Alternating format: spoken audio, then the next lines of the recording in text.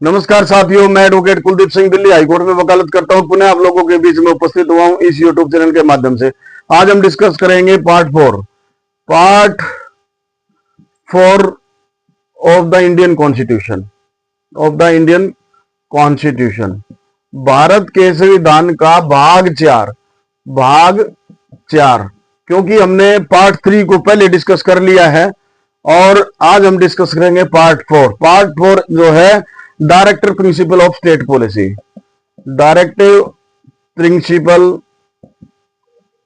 Of state policy, जिसको राज्य के नीति निर्देशक तत्व कहा जाता है। राज्य के नीति निर्देशक तत्व बोला जाता है हिंदी में। राज्य के नीति निर्देशक तत्व ये होते क्या हैं? ये हमने पार्ट 3 में फंडामेंटल राइट्स को डिस्कस किया और ये पार्ट 4 है राज्य के नीति निर्देशक तत्व। ये प्रिंसिपल है, ये नीति है, ये पॉलिसी है और इन पॉलिसियों को राज्य के द्वारा राज्य के लिए दिया गया है कि भाई राज्य इन पॉलिसी को लागू करेगी वेलफेयर स्टेट के लिए, यानी कि कल्याणकारी राज्य बनाने के लिए। For the people of India, Bharat के लोगों के लिए कल्याणकारी योजनाएं हैं ये, और कल्याणकारी राज्य स्थापित करने के लिए ये कुछ पॉलिसी दी गई है, कुछ नीति दी गई है, भाई उनको आप इंप्लीमेंट करिए। यानी कि ये राज्य की ड्यूटीज हैं, राज्य की ड्यूटी बताई गई है, तो इसको हम डिस्कस करेंगे। यानी कि ये पार्ट 4 है। ये 36 से लेकर 51 तक इसमें प्रोविजन दिए गए हैं कॉन्स्टिट्यूशन के अंदर। ये 36 से लेकर 51 तक, अनुच्छेद 36 से लेकर 51 तक ये राज्य के नीति निर्देशक तत्वों में इसमें दिए गए हैं, 36 से लेकर 51 तक। अब हम इसको डिस्कस करेंगे भाई आर्टिकल 36 क्या कहता है। आर्टिकल 36 क्या कहता है? आर्टिकल 36 ये कहता है कि इसमें डेफिनेशन बताई है। आर्टिकल 36 जो है वो डेफिनेशन है। डेफिनेशन बताई गई है कि इन this part unless contest otherwise require the state has the same meaning in this part 3। यानी कि इसमें जो स्टेट की डेफिनेशन बताई गई है, अभी स्टेट की जो डेफिनेशन है जो पार्ट 3 के अंदर जो दी गई है, यानी कि आर्टिकल 12 के अंदर जो स्टेट की जो डेफिनेशन दी गई है वही मानी जाएगी। 36 जो आर्टिकल है वो ये हमें बताता है कि भाई जो स्टेट की जो डेफिनेशन है, क्योंकि इसमें स्टेट की ड्यूटी बताई गई है।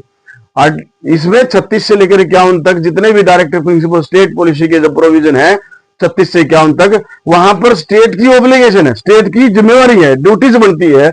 इसलिए यहां पर स्टेट की डेफिनेशन को रिपीट नहीं किया गया। आर्टिकल 36 के अंदर यह बता दिया गया कि जो पार्ट 3 के अंदर जो पिछला जो पार्ट था भाग कॉन्स्टिट्यूशन का, वहां पर आर्टिकल 12 के अंदर राज्य की परिभाषा बताई गई थी, तो सेम परिभाषा यहां पर मानी जाएगी। ये आर्टिकल 36 में बताया गया है। अब आर्टिकल 37 क्या कहता है? आर्टिकल 37 क्या कहता है? 37 ये कहता है कि application of the principle contain in this part, भाई उनकी एप्लीकेबिलिटी क्या होगी, एप्लीकेशन क्या होगा उनका, जो इस पार्ट में दिए गए हैं उनकी एप्लीकेबिलिटी क्या होगी। The provision contain in this part shall not be enforceable by any court.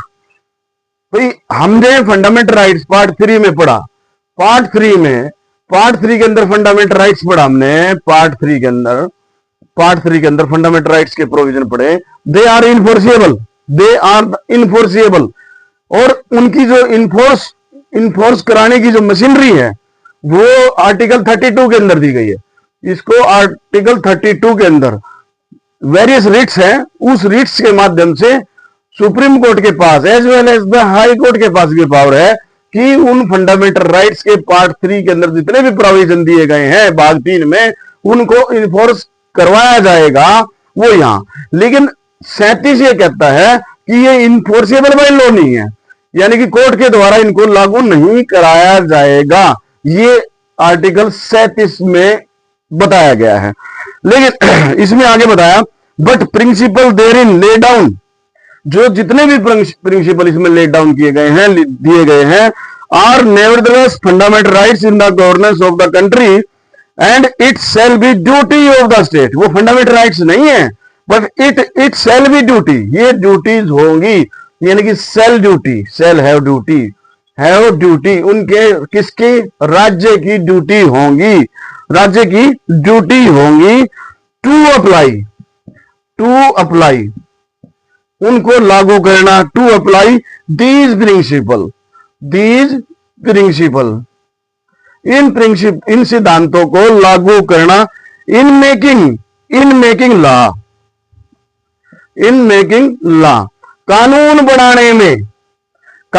बनाने में जो भी कानून बनाए जाएंगे, तो इन जो है, ये जो भी इसमें पार्ट 4 के अंदर राज्य के नीति निर्देशक तत्व दिए गए हैं, तो उन प्रिंसिपल को ध्यान में रखकर कानून बनाए जाएंगे।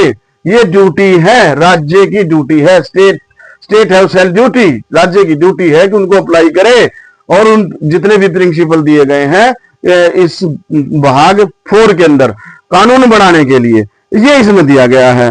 और इसमें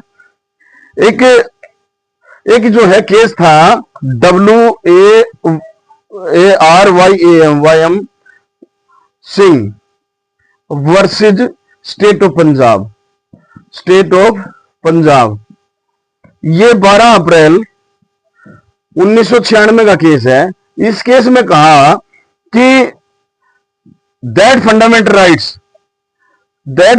rights and directive principle of state policy should be balanced, वो बैलेंस्ड होने चाहिए एंड हार्मोनाइज्ड होने चाहिए to achieve the fundamental rights for dignity of the citizen, जो नागरिकों की डिग्निटी के लिए, फंडामेंटल राइट्स को प्राप्त करने के लिए, फंडामेंटल राइट्स को कंप्लीट लागू कराने के लिए, ये जो directive principle of state policy है वो हार्मोनाइज्ड होने चाहिए और बैलेंस्ड होने चाहिए, और ये कॉम्प्लीमेंट्री नेचर है। जो directive principle of state policy is a complementary, इनका जो नेचर है कॉम्प्लीमेंट्री इन नेचर, यानी कि देर भाई कि 36 से लेकर 51 तक जितने भी प्रिंसिपल दिए गए हैं, राज्य के नीति निर्देशक तत्व दिए गए हैं, वो उनके द्वारा ही फंडामेंटल राइट्स को लागू कराया जा सकता है और उनको पूर्ण किया जा सकता है, यानी कि बैलेंस्ड होना चाहिए उसमें। तो इसमें ये आर्टिकल 37 दिया गया है। अब इसमें आर्टिकल 38 क्या कहता है? 38 क्या कहता है? एक ऐसे सोशल ऑर्डर के बारे में बताता है। आर्टिकल 37 जो है एक ऐसे सोशल ऑर्डर के बारे में। 36 में स्टेट की डेफिनेशन, जो पार्ट 3 के अंदर जो स्टेट की जो डेफिनेशन दी गई है, सेम डेफिनेशन यहां पर directive principle of state policy को जब हम डिस्कस करेंगे तो उसमें सेम डेफिनेशन मानी जाएगी जो पार्ट 3 के अंदर आर्टिकल 12 के अंदर दी गई है। 37 के अंदर जो है बताया कि ये इनफोर्सेबल बाय लॉ कोर्ट नहीं है, लेकिन जो है ये कॉम्प्लीमेंट्री नेचर है इनका और इनको बैलेंस्ड और हार्मोनाइज्ड माना जाएगा और स्टेट की ड्यूटीज है। और इस जितने भी प्रिंसिपल इसमें दिए गए हैं, जो आगे हम इसको चर्चा करेंगे, जो आर्टिकल जो है आर्टिकल 38 से जो है प्रिंसिपल स्टार्ट हो जाते हैं कि भाई जितने भी प्रिंसिपल दिए गए हैं, इन प्रिंसिपल को स्टेट की ड्यूटी है कानून बनाते वक्त इनको ध्यान में रखेगी और इनका ऑब्लिगेशन है, ये it's self duty compulsory duty है, ये इनको नजरअंदाज नहीं किया जा सकता। हाल दो इनको कोर्ट में इन्फोर्सेबल नहीं किया जा सकता, लेकिन ये जो है राज्य की एक जिम्मेवारी बनती है, ड्यूटी बनती है। अब हम 38 को पढ़ते हैं। 38 क्या कहता है? 38 ये कहता है स्टेट टू सिक्योर। अब यहां पर स्टेट आया तो हमें स्टेट की डेफिनेशन को समझने के लिए आर्टिकल 12 को समझना पड़ेगा। हमने आर्टिकल 12 पे अपनी चर्चा किया था, उसका लिंक इस वीडियो के डिस्क्रिप्शन बॉक्स में मैं इसमें मेंशन कर दूंगा। आप उसमें देख सकते हैं कि स्टेट कौन कौन सी अथॉरिटी है जिसको स्टेट माना जाएगा। तो यहां स्टेट क्या करेगी? State to secure. स्टेट राज्य क्या है? राज्य सिक्योर करेगी, सुरक्षित करेगी। राज्य क्या करेगी? सुरक्षित करेगी। क्या सुरक्षित करेगी? ए सोशल ऑर्डर, एक सामाजिक जो है, ऑर्डर का मतलब एक संहिता कह सकते हैं इसको, एक सामाजिक संहिता, एक सिस्टम, सामाजिक सिस्टम, सोशल सिस्टम सिक्योर करेगी। और फॉर द प्रमोशन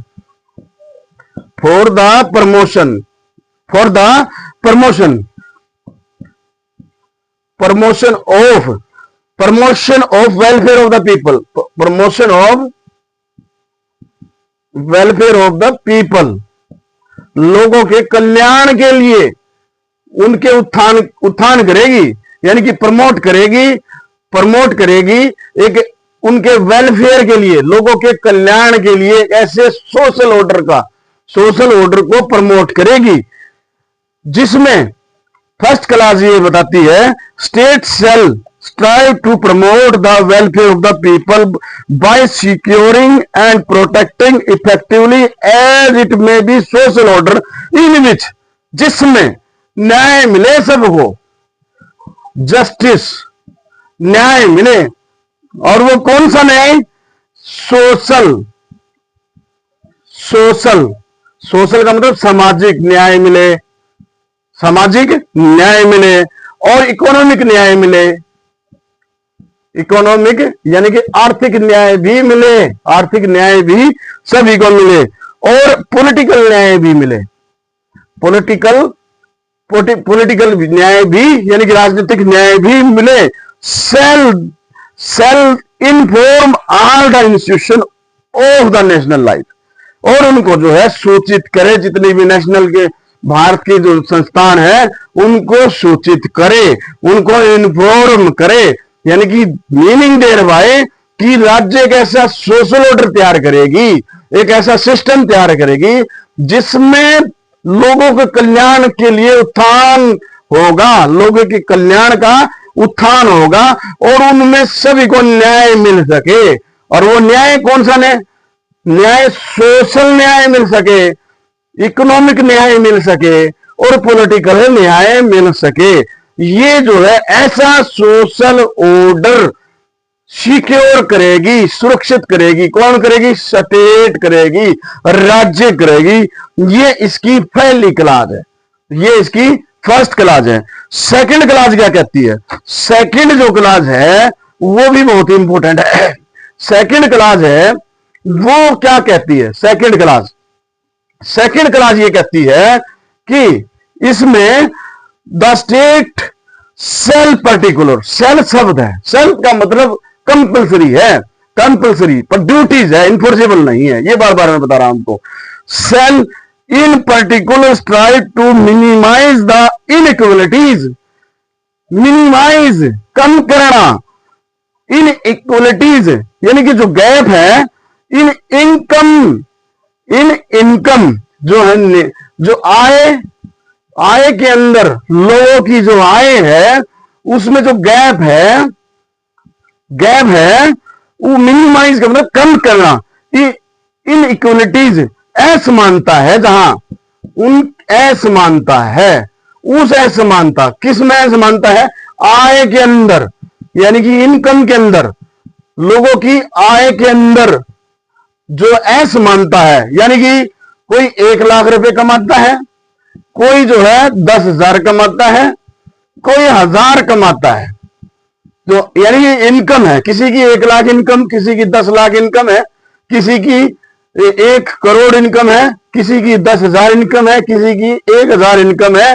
तो ये आर्टिकल की दूसरी क्लास ये कहती है कि भाई स्टेट ऐसी ऐसी व्यवस्था करेगा जिसमें लोगों की जो आय है, जो आय में असमानता है, वो उसमें जो गैप है वो कम हो, मिनिमाइज हो। समझ रहे हो ना आप? बिल्कुल जो असमानता है वो कम हो। तो इसमें और individual to eliminate inequality in the status, और जो स्टेटस है उनका, वो भी, जो स्टेटस के अंदर भी ये जो असमानता है वो भी कम हो, वो भी कम हो। स्टेटस किसी भी सोशल, पॉलिटिकल, इकोनॉमिक, हर तरीके से जो स्टेटस है वो स्टेटस भी कम होना चाहिए, उसमें जो असमानता है वो भी कम होना चाहिए। मीनिंग देयर बाय इक्वलिटी होनी चाहिए, जो जैसा कि आर्टिकल 14 के अंदर है। तो हुआ नहीं कॉम्प्लीमेंट्री। तो इस तरह से inequality in the status फैसिलिट and opportunity, उनको फैसिलिटी दी जाए और उनको अवसर दिए जाए। किनको? पीपल ऑफ द इंडिया, यानी कि भारत के नागरिकों को। Only amongst the individual but also amongst the people, यानी कि इंडिविजुअल की भी, व्यक्तिगत के बारे में भी, व्यक्तिगत किसी की आय के अंदर असमानता है उस पर भी, उसमें भी जो है गैप कम होना चाहिए, इन असमानता कम होनी चाहिए। उनके स्टेटस में भी जो असमानता है वो भी जो है उसमें भी कम, वो जो असमानता है वो कम होनी चाहिए। और व्यक्तिगत as well as the group of the people residing of the India, Bharat में रहने वाले लोगों को व्यक्तिगत तौर पर भी, और उनको जो ग्रुप है, सेक्शन है, उनकी आय और उनके स्टेटस में जो असमानता है वो कम होनी चाहिए। जो असमानता जो चली आ रही है वो कम होनी चाहिए। और इनमें डिफरेंट एरियाज, और इसमें डिफरेंट एरियाज और इनकेज इन डिफरेंट वोकेशन, यानी कि किसी भी क्षेत्र में हो, अलग अलग क्षेत्र में हो या फिर डिफरेंट व्यवसाय में हो, उनकी आय में, उनके स्टेटस में, उनके अंदर जो है ये जो असमानता है ये कम होनी चाहिए। ये आर्टिकल 38 की 2 क्लास है, ये हमें बताती है। ये director principal of state policy की का पहला प्रिंसिपल कह सकते हैं, क्योंकि 36 के अंदर तो बताया, 36 के अंदर बताया कि भाई जो स्टेट की डेफिनेशन है जो पार्ट 3 में दी गई है वो वही यही इसमें सेम मानी जाएगी। 37 में बताया, 37 में क्या बताया कि स्टेट की जिम्मेवारी है, स्टेट की ऑब्लिगेशन है कि कानून बनाते वक्त और इनको इंप्लीमेंट करेगी और उनको ध्यान में रखेगी, और ड्यूटीज है, बट इन्फोर्सेबल बाई लॉ नहीं है। मैं बार बार बता रहा हूं कि ये इन्फोर्सेबल बाई लॉ नहीं है, लेकिन हार्मोनाइज्ड होने चाहिए, बैलेंस्ड होने चाहिए। लेकिन ये directive principle state policy also जो है very very important, very very important. इसमें बहुत सारे केस लो है, उसको हम बीच बीच में डिस्कस करेंगे। ये जो है ये आर्टिकल 38 है सोशल ऑर्डर। तो इस तरह से आज हमने 36 आर्टिकल 36 को डिस्कस किया, 37 को डिस्कस किया, 38 को डिस्कस किया। नेक्स्ट जो हमारा टॉपिक डिस्कशन का होगा वो बहुत ही बेहतरीन और बहुत ही इंपॉर्टेंट होगा, और उसको आप मिस नहीं करना। भारत के प्रत्येक लोगों को ये director principal of state policy की जानकारी होनी चाहिए। ये आपका ये जो है ये आपकी जो एक गारंटी है। ये एक आप जिस प्रकार से किसी भी पॉलिटिकल पार्टी का मैनिफेस्टो होता है, जिस प्रकार से किसी पॉलिटिकल पार्टी का एक मैनिफेस्टो होता है, उसी तरह से ये राज्यों का मैनिफेस्टो है, ये राज्यों का मैनिफेस्टो है। अगर आपको जानकारी हो जाएगी तो आप इनको इंप्लीमेंट करा सकते हो, इंप्लीमेंट करा सकते हो। आप राज्य सरकार को प्रतिनिधि की तरह आप राज्य सरकार को लिख सकते हो। आप राज्य सरकार पर एक दबाव दबाव प्रेशर बना सकते हो वो लोकतांत्रिक तरीके से, तो ये बहुत ही जरूरी है, बहुत ही जरूरी है। ये जो राज्य के नीति निर्देशक तत्व है, वेरी वेरी इंपॉर्टेंट। तो आप हर जो टॉपिक आएगा उसको ध्यान से सुनना। नेक्स्ट जो टॉपिक होगा वो आर्टिकल 39 पे होगा, वेरी वेरी इंपॉर्टेंट। आपकी आंखें खुली रह जाएंगी। एक सामान्य आदमी के लिए बता रहा हूं, एक लो फील्ड के लोगों को तो इसके बारे में पता होगा। एडवोकेट्स हैं, लॉ स्टूडेंट हैं, या फिर जो जुडिशियल सर्विस की जो तैयारी कर रहे हैं स्टूडेंट, और जो उस क्षेत्र में है, लीगल फील्ड में है, उनको तो ये जानकारी है और होगी। और लेकिन आम आदमी को अगर ये जानकारी हो जाए तो ये बहुत ही बेहतरीन है। तो आम आदमी को जागरूक करने का हमारा मकसद है कि हाँ, देश का नागरिक, एक आम आदमी को भारतीय संविधान की बारीकियों के बारे में पता लगे, और उनको पता लगे कि भाई भारतीय संविधान के अंदर क्या क्या चीजें दी गई हैं, क्या क्या चीजें दी गई हैं। तो इस तरह से हमारा जो नेक्स्ट टॉपिक होगा बहुत ही बेहतरीन टॉपिक होगा, आर्टिकल 39। उसको मिस मत करना, क्योंकि वो जल्द ही जो है नेक्स्ट जो है टॉपिक हमारा डिस्कशन जब करेंगे तो आर्टिकल 39 को करेंगे। अभी जो हमने जो जानकारी दी है इसको अगर आप लोगों को अच्छी लगे तो इसको लाइक करें, सब्सक्राइब करें और इसको जो है शेयर करें। थैंक यू, धन्यवाद।